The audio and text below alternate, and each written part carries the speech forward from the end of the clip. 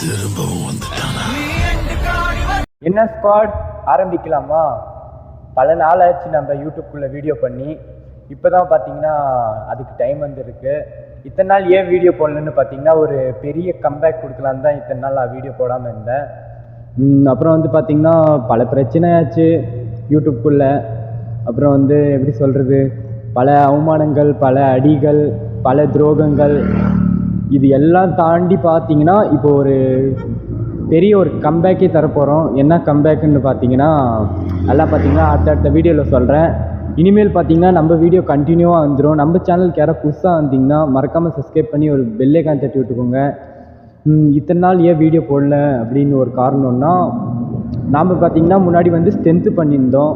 அதை கொஞ்சம் அதெல்லாம் பார்த்து கொஞ்சம் சிக்கலாயிட்டு அதெல்லாம் ஒரு பிரச்சனையாக போச்சு. அதெல்லாம் விட்டுடலாம், நம்ம மேலே தான் தப்பு.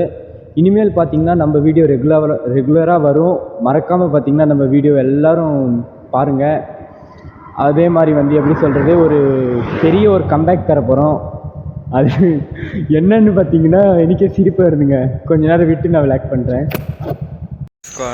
அந்த வீடியோவில் பார்த்தீங்கன்னா எனக்கு சிரிப்பு வந்துருச்சு. அது என்ன சர்ப்ரைஸு, அது ஏது என்னன்ட்டுன்னு பார்த்தீங்கன்னா நான் அடுத்த விளாகில் உங்களுக்கு கண்டிப்பாக நான் சொல்கிறேன். அது கன்ஃபார்ம் ஆகிட்டோம். அதுக்கப்புறம் பார்த்திங்கன்னா நான் உங்களுக்கு சொல்கிறேன். இப்போதைக்கு அது வேணாம், சர்ப்ரைஸாகவே இருக்கட்டும். ஆனால் கூடிய சீக்கிரம் நம்மளுக்காக போன வருஷம் பார்த்திங்கன்னா நம்ம எப்படி இருந்தோன்னு நம்மளுக்கு தான் தெரியும். ஆனால் இந்த வருஷம் ரொம்ப ஹாப்பியாக இருப்பேன் அப்படின்னு நினைக்கிறேன். பார்க்கலாங்க. எல்லாம் 1ஆம் தேதி பார்த்திங்கன்னா வீடியோ போடுறேன். மறக்காமல் செக் பண்ணி பாருங்கள். அதே மாதிரி நம்ம சேனலுக்கு யாராவது புதுசாக இருந்தீங்கன்னா மறக்காமல் சப்ஸ்கிரைப் பண்ணி ஒரு பெல் ஐகான் தட்டி விட்டுக்கோங்க. Love you. போகிறங்க பார்த்து சேஃபாக இருங்க. பைக்கில் போகும்போது ஹெல்மெட் போட்டு போங்க. பார்த்து பத்திரமா இருங்க.